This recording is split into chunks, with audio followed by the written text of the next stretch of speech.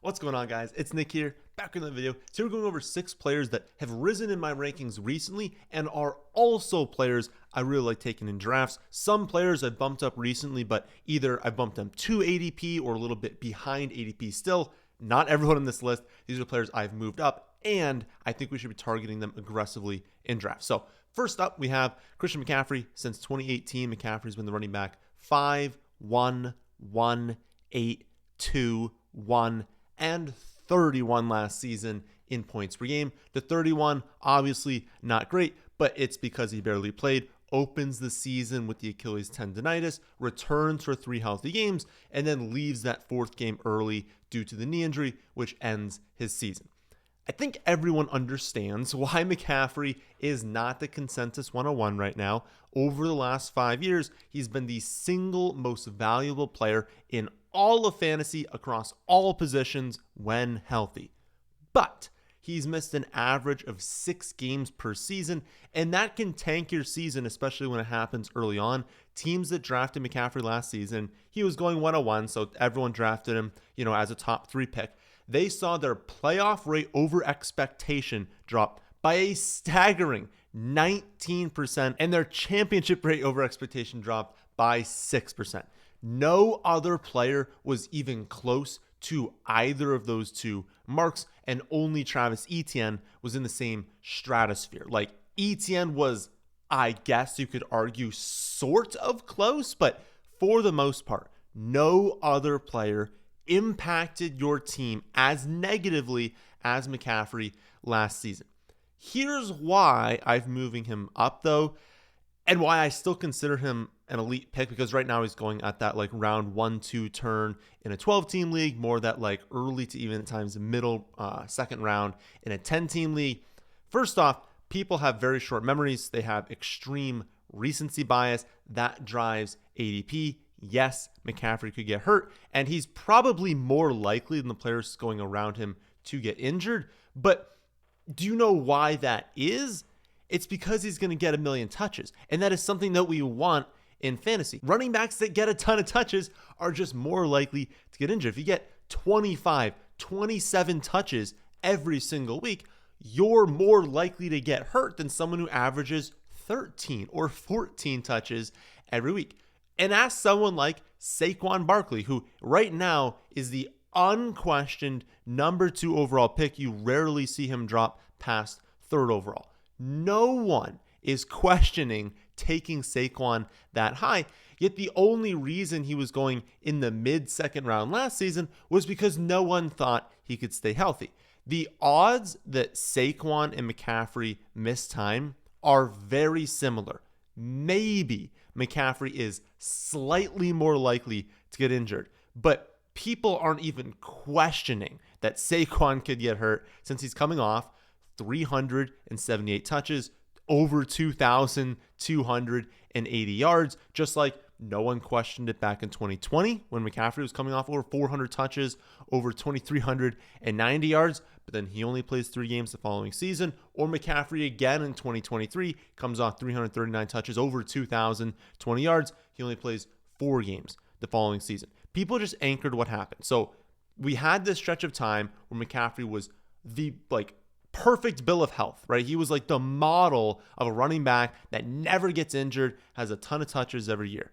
Then he gets hurt, and he's the model of the running back that can't stay healthy. Then he stays healthy, and he's the model again of the running back who can't get hurt. It just flip-flops, basically what happened the prior season.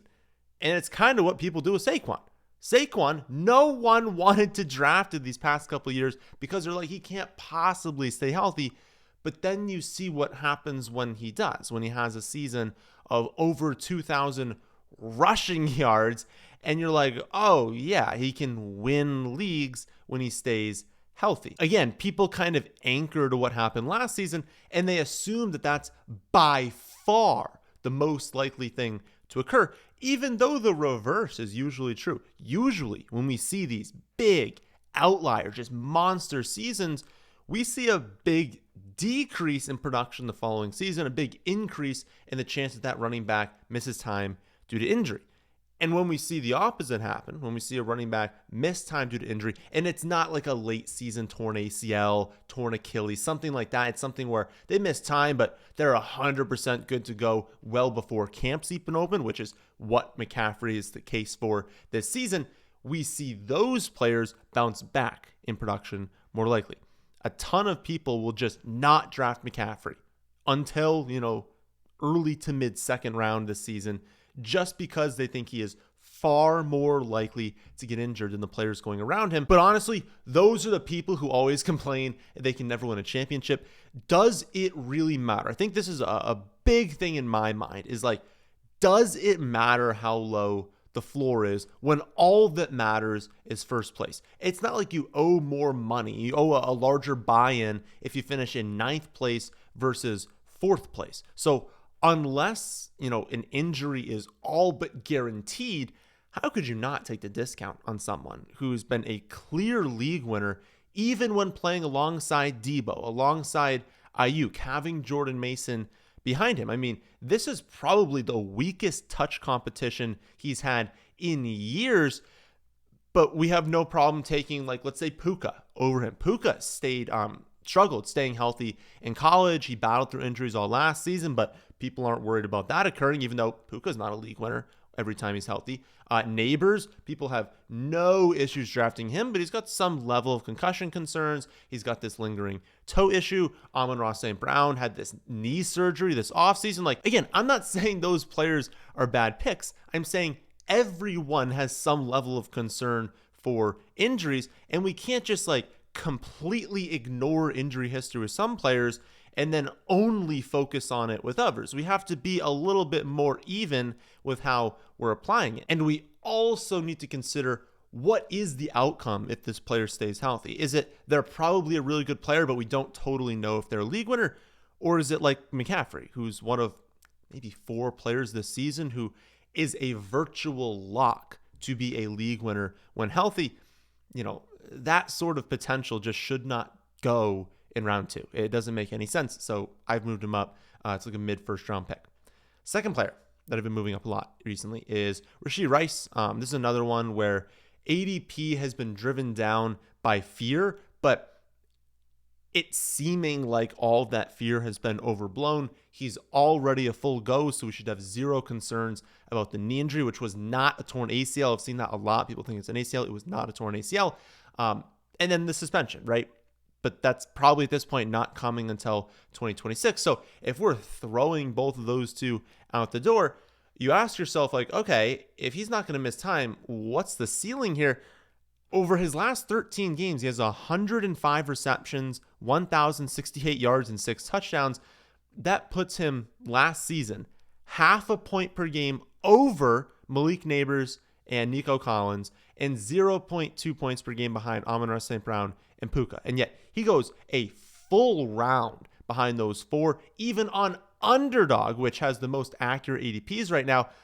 I almost want to save the major platform some embarrassment by talking about the ADPs he is over there, but he's outside the top 40 players on the major redraft platforms. That is one of the most embarrassing things I've ever seen. So yeah, if you happen to be, I don't think many people are, but if you happen to be doing a redraft draft right now, a really early one, obviously you have to be drafting him.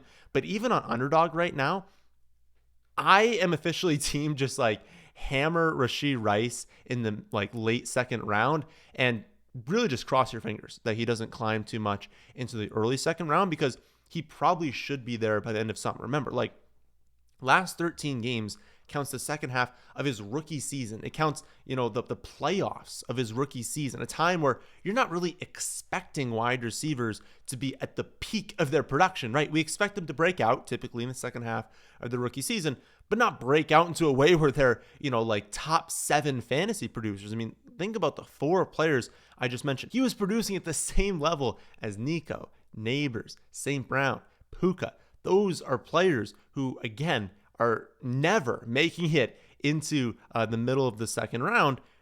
Why are we not doing the same with Rashee Rice, who plays with Patrick Mahomes, has a declining Travis Kelce, a Chiefs offense that probably due for some positive regression in the passing game?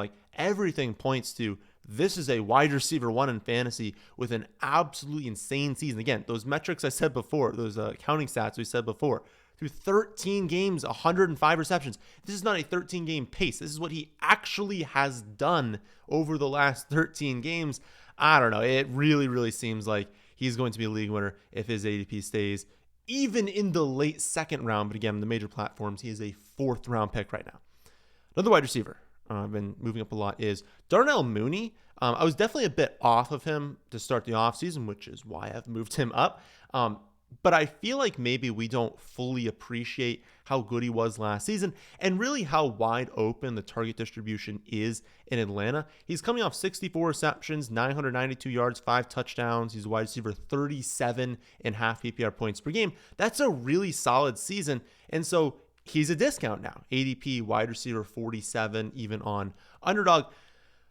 I think, when we look back at this offense, maybe in our minds, we're saying, okay, he had Kirk Cousins for all but 3 games last season, and actually it was all but 2 games for him last season. I mean, think, okay, Kirk Cousins has supported high-end fantasy producers. He's been a solid fantasy quarterback. Let's not forget just how bad Kirk Cousins was last season. He was benched. You really just cannot overlook the fact that they were in the playoff hunt. There were 3 games left, and they were still in the playoff hunt, and they said, Kirk, you're on the bench. We cannot play you anymore. He threw 18 touchdowns to 16 interceptions. And if you look at his last 5 starts that got him benched, the Falcons only scored 14.4 points per game as a team. He averaged 236 passing yards per game. He threw, in the last 5 games, 1 touchdown. Not an average, a total of 1 touchdown to 9 interceptions. And again, they scored 14.4 points per game. So it is not like, he was good. It's not like he was average. It's not like he was slightly below average. He was horrible down the stretch. And so if Penix is as good as some people really think he can be, this is a huge upgrade in the passing game. And you're getting Mooney at a discount. I mean, look at what the offense did, right? I'm not saying Penix is like a top 5 quarterback, but they scored 32 points per game in his 3 starts. They were definitely willing to let him air it out. And again, depth chart. Obviously, Drake London's the alpha. And we're totally fine with that because we saw in Chicago with Darnell Mooney that Mooney's not an alpha. So we don't want Mooney playing that X role. We don't want Mooney being the clear top target. He's a good wide receiver, and we love him because he's a deep threat. He can get downfield, create explosive plays.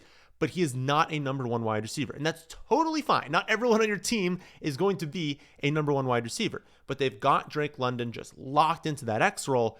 And that allows Mooney to be a great number 2. And look at behind him. Ray McLeod, Kaderil Hodge, Casey Washington, Jamal Agnew, Chris Blair. Are you kidding me? That's such a horrific cast of players who are going to, I guess, rotate in a little bit. It'll probably be mostly Ray, but Ray's not that good of a wide receiver. Mooney's solid. Mooney's a good wide receiver. He's clearly the number 2. He's going to out-target, I think, Pitts this season.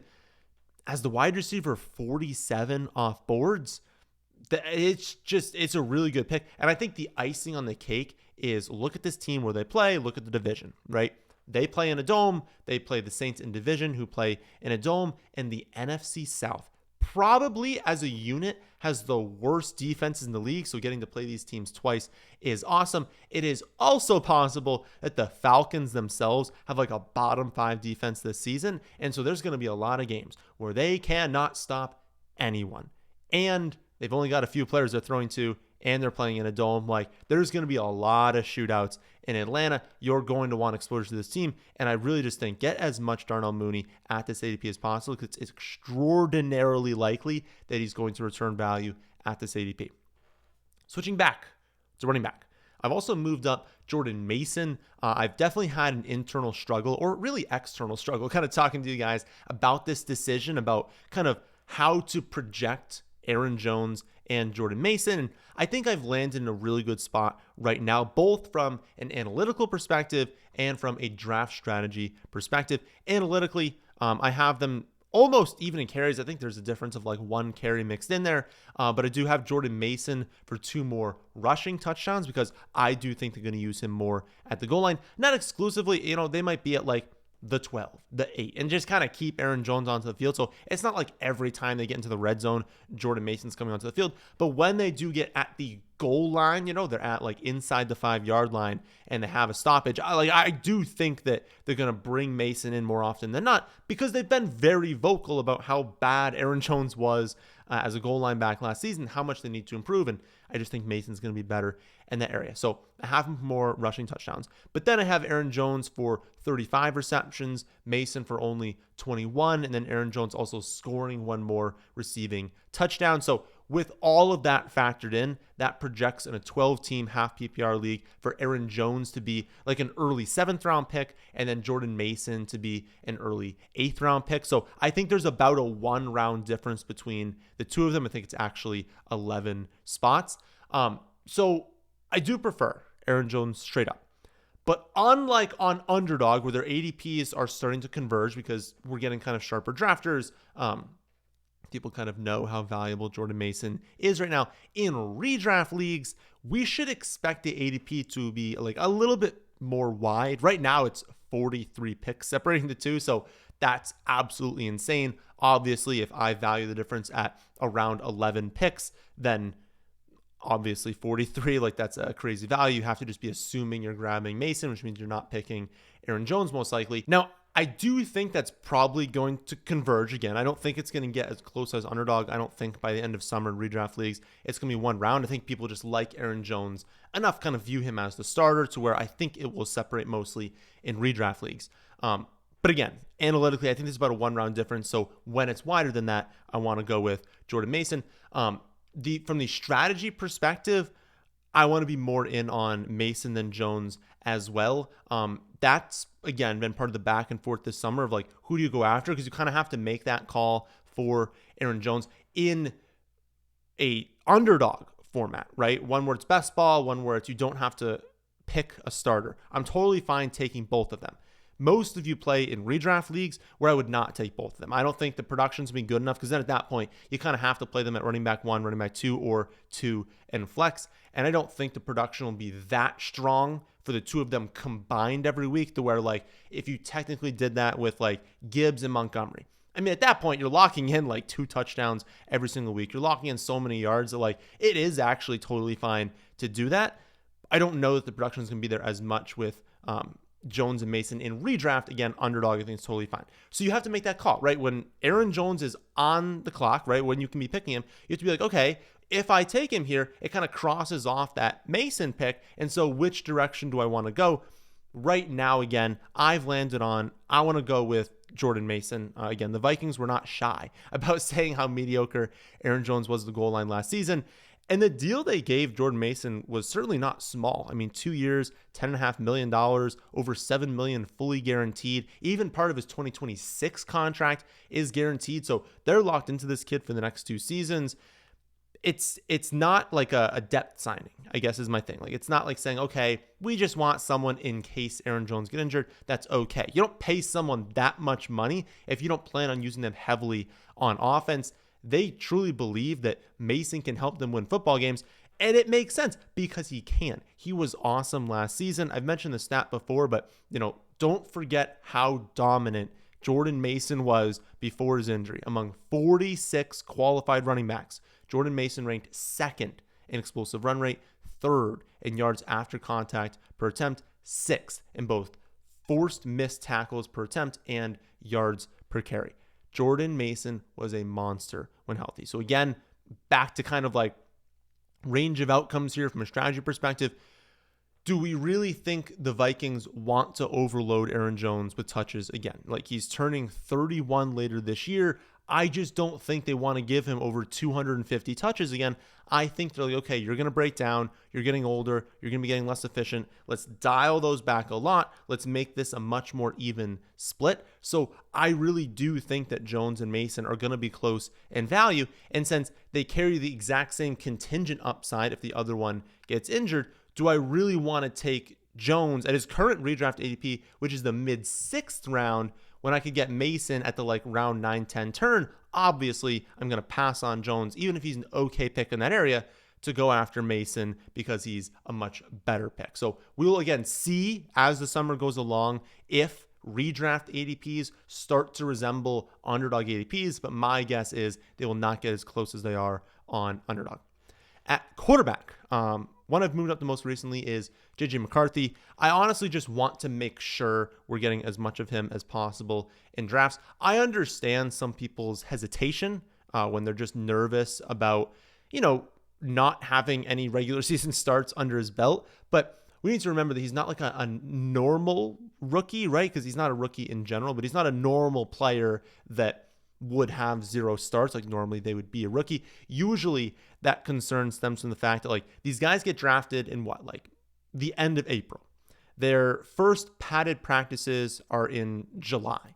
And then all of a sudden in early September, we expect them to go out there and crush it in fantasy. And so it's like, it makes sense when they start slow, when they struggle as a rookie. Even for the elite prospects, that is a lot to ask. That is a very short time where you need to learn the playbook, learn the system, develop as a player, be thrown into the NFL, and all of a sudden crush it in fantasy.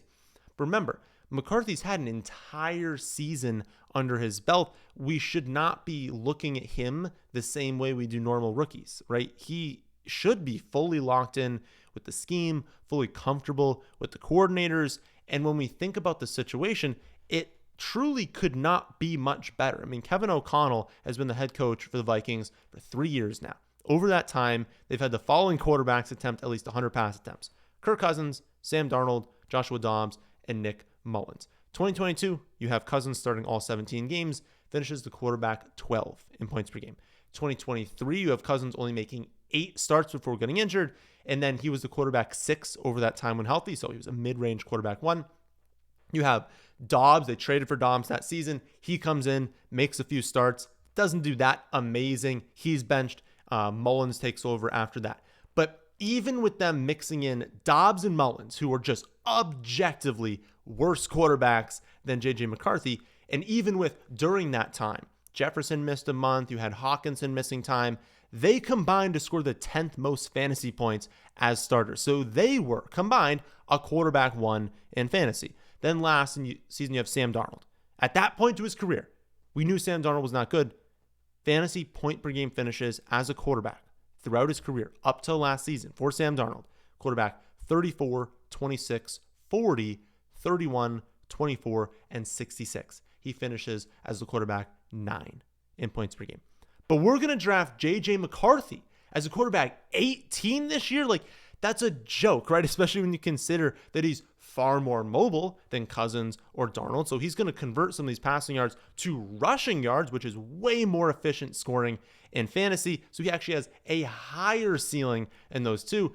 I never want to say a player is a lock for a certain level of production, especially when they've never made a start in their career. But I would be shocked if McCarthy finished lower than the quarterback 18 in points per game. Like, I would be absolutely floored if that occurred. And I think it is more likely he finishes inside the top 12 quarterbacks than outside of it. So being able to get him as a quarterback 18 is just truly unfair. The tight end I moved up to most recently is actually Dallas Goedert. So since 2019, Dallas Goedert has been the tight end 11, 9, 9, 5, 12, and 10 in half PPR points per game. So getting him right now as a tight end 15 is a really strong value. So in terms of points per game, he's paid off his ADP 6 straight seasons from what you're looking at right now in ADP. And there's really no reason to think that he's going to see a drop in production this season. If anything, there's like a really low chance that he drops past that like tight end 9 to 12 range. Like, it's pretty unlikely he even just pays off his ADP.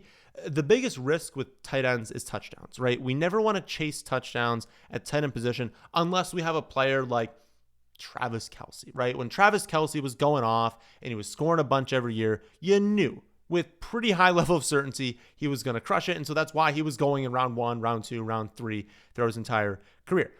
But for everyone else, you just never want to chase touchdowns because there's a lot of randomness there. And some guys, it's just like get lucky for a season. They see, a spike season in touchdown department.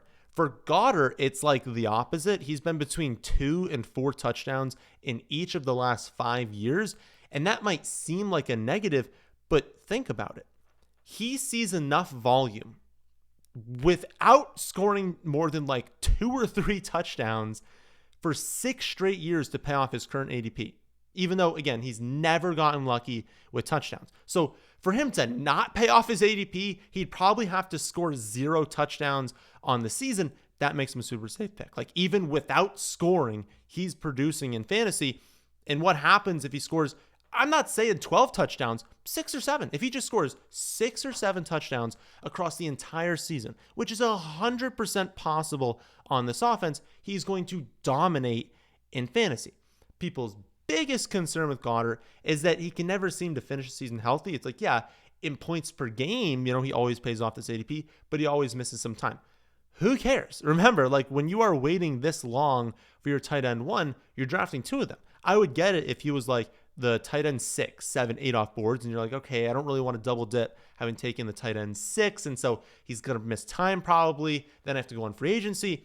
You are at a range of the tight end 15, where if you want to take him and then one of Tyler Warren, Colston Loveland, Njoku, Jake Ferguson, Dalton Kincaid, Likely, Pitts, Gesicki, Bretton Strange, Hunter Henry, Juwan Johnson, Jadavion Sanders, like, you want to take any one of those plus Dallas Goedert, that's great. You want to wait that long in your draft, that is totally fine to take 2 of them. You're now locked in. You have 2 shots. You start Dallas Goedert. You get elevated production from when you drafted him. If he misses time, it's totally fine. You draft another one. Maybe that other tight end hits and you can trade high, which is the number one thing you can do in fantasy for tight end. It always works out trading high for tight end mathematically.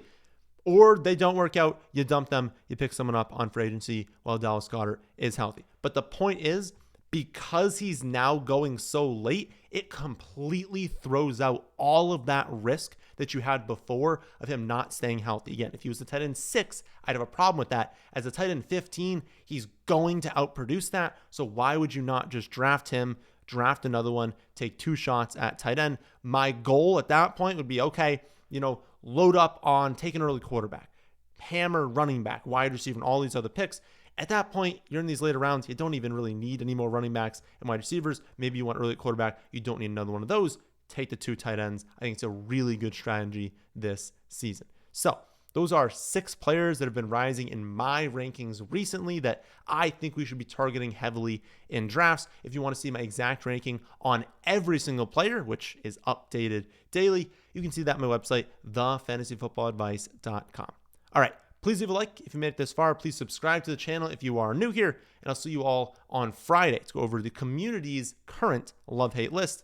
That'll do it for this one. And thanks for watching.